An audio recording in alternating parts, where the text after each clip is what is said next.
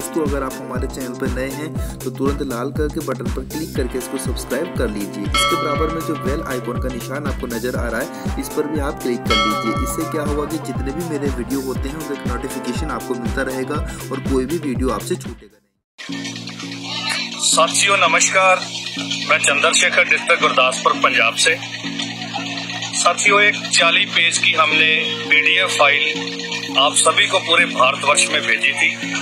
उसी के recording Punjab state से, डिस्ट्रिक्ट पठानकोट से आज हम वो एप्लीकेशन जो कंप्लेंट है 9 डिपार्टमेंटों को, जो तेलंगाना में हमारी प्रॉपर्टी धोखे से PGF के डायरेक्टर नीरज कुमार बिरदी द्वारा सेल की गई थी, उसकी कंप्लेंट आज हम यहाँ पठानकोट डिस्ट्रिक्ट से लगा रहे हैं। तो मेरे साथ मेरे जो सीनियर हैं कैप्टन BS पठानिया जी, BS ठाकुर जी, मैं इनका बहुत तहे दिल से धन्यवाद करना चाहता हूँ कि इन्होंने हमेशा बहुत ही हमारा साथ दिया है।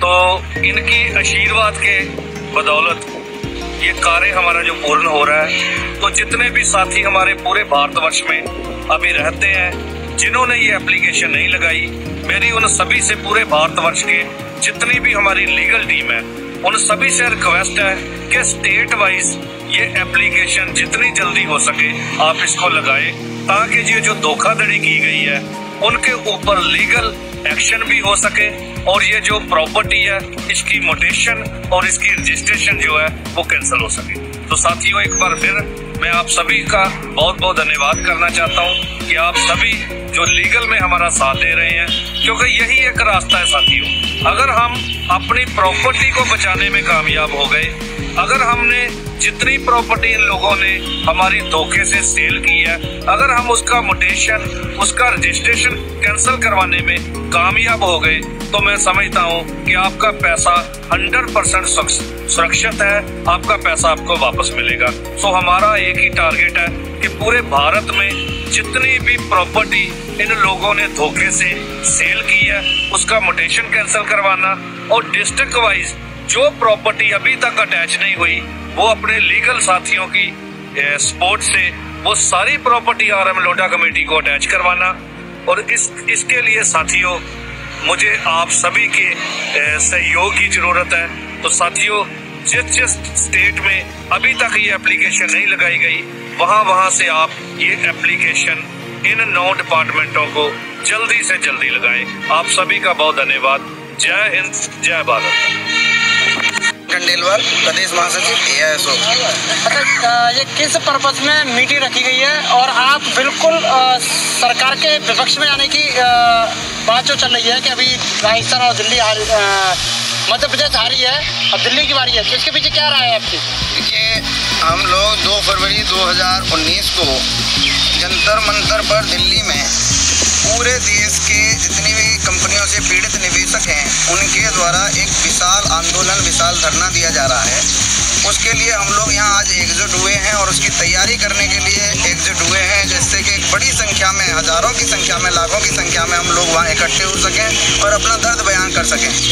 विगत 4 वर्षों से 22 अगस्त 2014 को कंपनी का फैसला आया था, PACL कंपनी को बंद कर दिया गया था SEBI के द्वारा, बिना ये जाने सोचे कि इसके अंदर 30,000 स्थायी कर्मचारी हैं, इनका क्या होगा, बिना ये जाने सोचे कि इसके अंदर 70 लाख से अधिक एजेंट हैं, अभिकर्ता हैं जो अपना लालन पालन, परिवार का पालन कर रहे हैं, इसका उनका क्या होगा, बिना ये सोचे कि इसके अंदर 5 करोड़ 15 लाख निवेशक हैं जिन्होंने अपना पेट काट करके बड़ी मुश्किल से अपना पैसा 100 रुपये करके पाई जोड़ के इसमें जमा किया। आज उनको उनका ही पैसा नहीं मिल रहा है, जिसके विरोध में आज न केवल PACL के बल्कि सहारा, साईं प्रसाद, ग्रीन टच, इन सभी कंपनियों के, चिटफंड कंपनियों से पीड़ित निवेशक वहाँ एकजुट होंगे और सरकार के खिलाफ आवाज़ बुलंद करेंगे, जिसमें विपक्ष ने हमें आश्वस्त किया है कि आपका जो मुद्दा है बहुत बड़ा मुद्दा है। इस मुद्दे को लेके इस पीड़ित परिवारों के लिए, इस 10 करोड़ पीड़ित परिवारों की लड़ाई हम लड़ेंगे।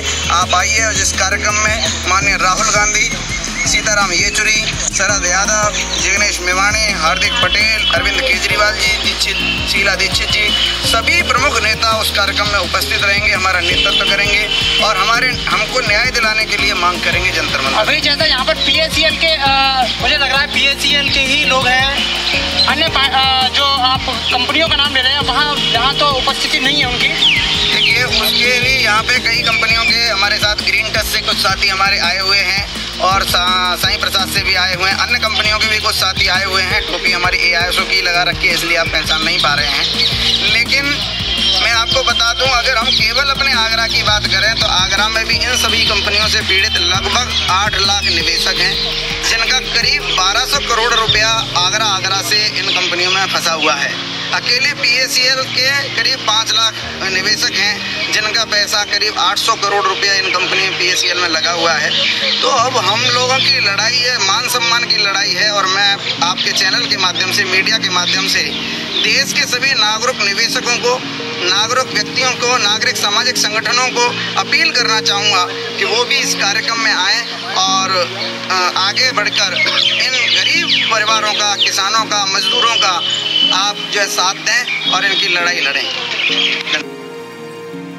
नमस्कार मेरे देश के सभी साथियों, मेरे देश की जनता को मैं एडवोकेट अमित गर्ग, राष्ट्रीय सचिव भारतीय लोक सेवा दल से आप सभी का धन्यवाद देता हूँ, आभार व्यक्त करता हूँ जो आप लोग हम सभी का इतना साथ दे रहे हैं भारतीय लोक सेवा दल के प्रचार प्रसार के लिए। मैं अपनी भारतीय लोक सेवा दल की पूरी राष्ट्रीय कार्यकारिणी आदरणीय महेंद्र पाल सिंह जी का धन्यवाद देता हूं, जो उन्होंने मुझे इस लायक समझा।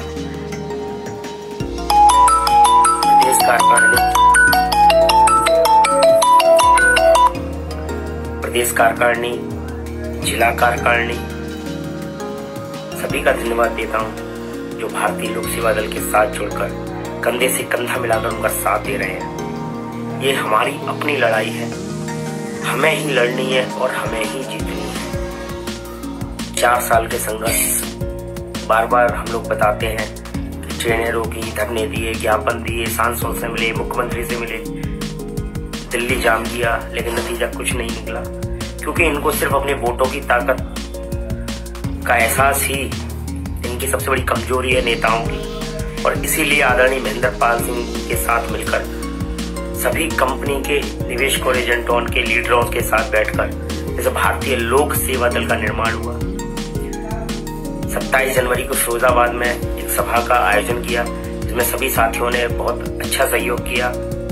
जिलाध्यक्ष हमारे श्यामपाल गुप्ता जी, डॉक्टर निजामुद्दीन जी,